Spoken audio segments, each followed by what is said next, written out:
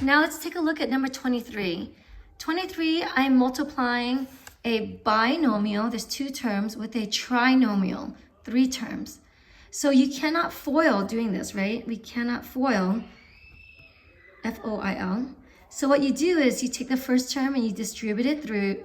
You take the second term and you distribute it through.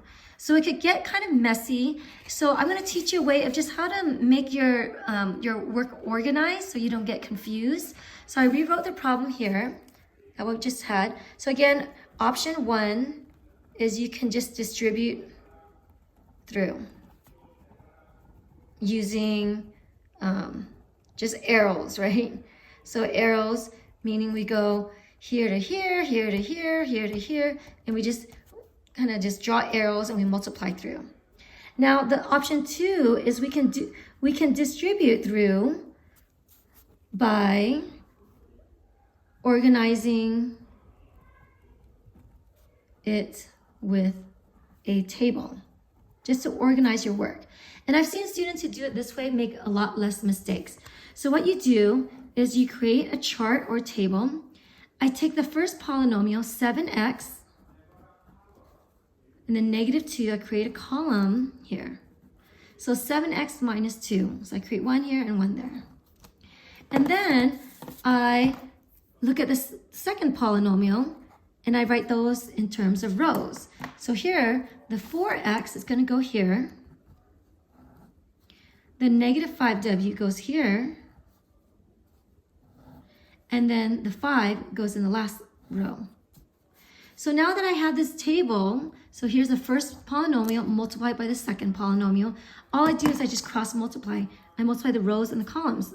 And that's just a lot easier to do than just drawing arrows and trying not to get cross-eyed doing that. But if you feel comfortable with drawing arrows and multiplying, good for you. You could keep it that way.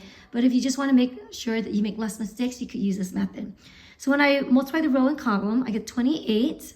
7 times 4 is 28. X times x becomes x squared because of the power rule, the product rule, where you add the exponents. These two becomes a -8x. This and this, -35 xw or wx, it doesn't matter. xw or wx is fine. This times this becomes a 10w. This and this, 35x. And last but not least, this and this becomes -10. So that's the same thing as if you had gone through and distributed with an arrow.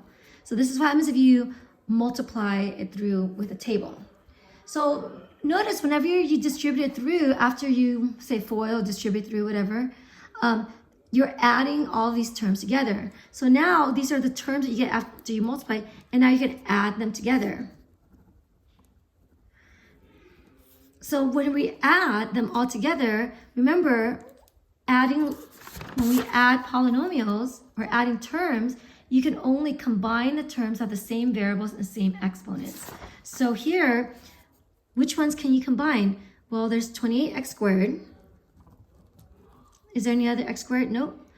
I have -8x, but I also see that it has a 35x. So these two are related to, or are the similar animals, right? Like terms.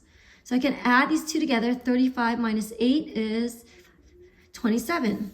So we end up getting plus 27, and then the variable stays the same, x. Okay, so I'm done with that. Done.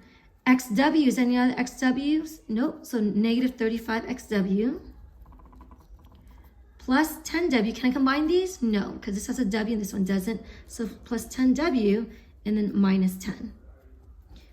So that becomes your final answer. And of course, you could have written this in any order at all. This just happened to be the order that I picked.